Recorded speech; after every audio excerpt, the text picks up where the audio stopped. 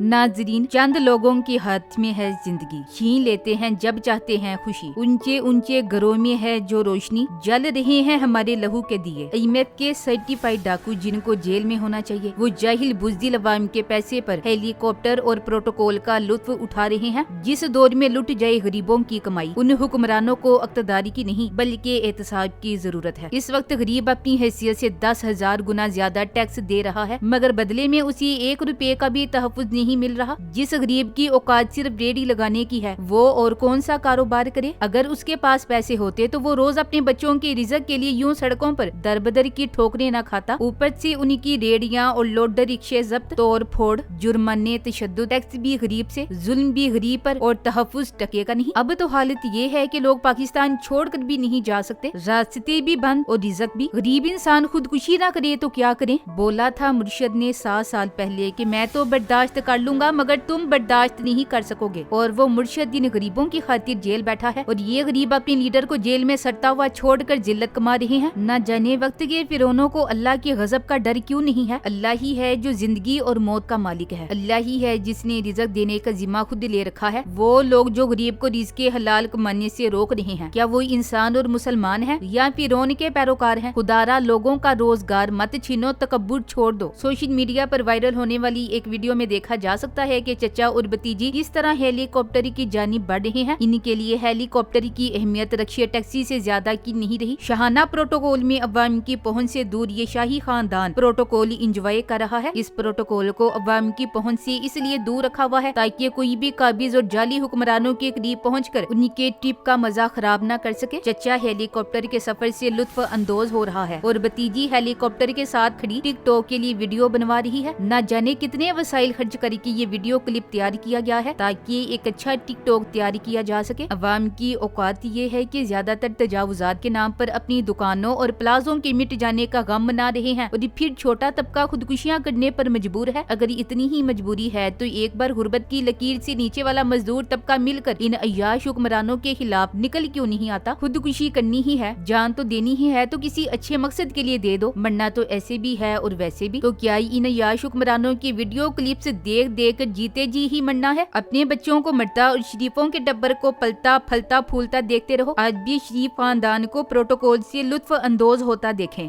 पाकिस्तान में माशी बदहाली, सियासी अदम इस्तेहकाम और हुकूमती बेहिसी ने अवाम को ऐसे मकाम पर ला खड़ा किया है जहाँ रोजगारी, इंसाफ और इंसानी वकार महज नारों में रह गया है। एक तरफ अवाम महंगाई, बेरोजगारी और भूख का सामना कर रहे हैं, तो दूसरी जानिब हुक्मरान तबका जहाजों में उड़कर और एयर कंडीशन दफातर में बैठकर पॉलिसियों के नाम पर उनके मुंह से नवाला छीन रहा है। मुल्क के अक्सर बड़े शहरों में बल्दियाती या जिले इंतजामिया के नाम पर गरीब रेडी बानों, छोटे कारोबारी अफराद और रोजमर्रा की कमाई करने वालों के खिलाफ ऑपरेशन होते हैं। उन्हीं सरों से छांव, हाथों से तराजू और पैरों तले जमीन छीन ली जाती है। ये सब कुछ शहरी खूबसूरती या तजावुजात के खात्मे के पर्दे में किया जाता है, जबकि उन्हीं इलाकों में बड़ी माफिया सिफारिशों से प्लाजे और कब्जा ग्रुपों को खुली छूट हासिल होती है। रेडी बान जो रोज सुबह अपनी रोजी कमाने निकलता है, अब खौफजदा है कि न जाने किस लम्हे उसकी रेडी उठा ली जाए, सामान जब्त कर लिया जाए या उसे गिरफ्तार कर लिया जाए। ये वो तबका है जिसे न हुकूमती सब्सिडी मिलती है, न किसी पैकेज में शामिल किया जाता है और न ही उसकी आवाज कोई सुनने वाला है। दूसरी तरफ हुक्मरान तबका बदस्तूर सरकारी वसाइल पर ऐश कर रहा है। उन्हीं की गाड़ियां, सिक्योरिटी, गैर मुल्की दौरे, दफातर की तजीनो आराइश, सरकारी दावतें, सब कुछ अवाम के टैक्स के पैसों से चल रहा है। कभी कोई गैर जरूरी वफ्द लंदन, दुबई, चीन या सऊदी अरब रवाना होता है तो कभी मुतालिया दौरा के बहाने लाखों रुपए खर्च किए जाते हैं। ये तजाद वाज़े तौर पर बताता है कि पाकिस्तान में वसाइल की तकसीम का निजाम तबकाती हो चुका है। ताकतवर और इशराफिया के लिए हर सहूलत, हर कानूनी जवाज और हर फायदा मौजूद है, जबकि गरीब के लिए सिर्फ ये कानून है, खामोश रहो, सहो और मर जाओ। अवाम अब ये सवाल पूछने लगे हैं, क्यों रेडी बान के खिलाफ कार्रवाई फौरी होती है और करप्ट ब्यूरोक्रेट्स या ताकतवर सियासतदानों के खिलाफ कुछ नहीं किया जाता? क्यों अवामी मसाइल पर बजट कम और हुक्मरानों के प्रोटोकॉल पर ज्यादा खर्च होता है? क्या गरीब का जीना जुर्म है और ताकतवर का लूटना हक है? ये वक्त सिर्फ तब्दीली के नारे लगाने का नहीं बल्कि हकीकी समाजी इंसाफ कायम करने का है। वरना तारीख का सबक है कि जब भूखे लोगों के हाथों में कुछ न बचे तो वो कानून नहीं तख्त उलटते हैं। मुल्क की माइशत वेंटिलेटर पर पड़ी है। अवाम बिजली के बिल देकर बेहोश हो रहे हैं। आटा, चीनी और पेट्रोल की कीमतें आसमान पर हैं, मगर हुकूमती वजीरों, मशीरों और सरकारी टिकटॉकरों को ना तो होश है न शर्म। वो सरकारी गाड़ियों में बैठकर व्लॉग बनाते हैं, एयर कंडीशन दफातर में बैठकर भाषण देते हैं और कैमरे के सामने आकर खुद को कौम का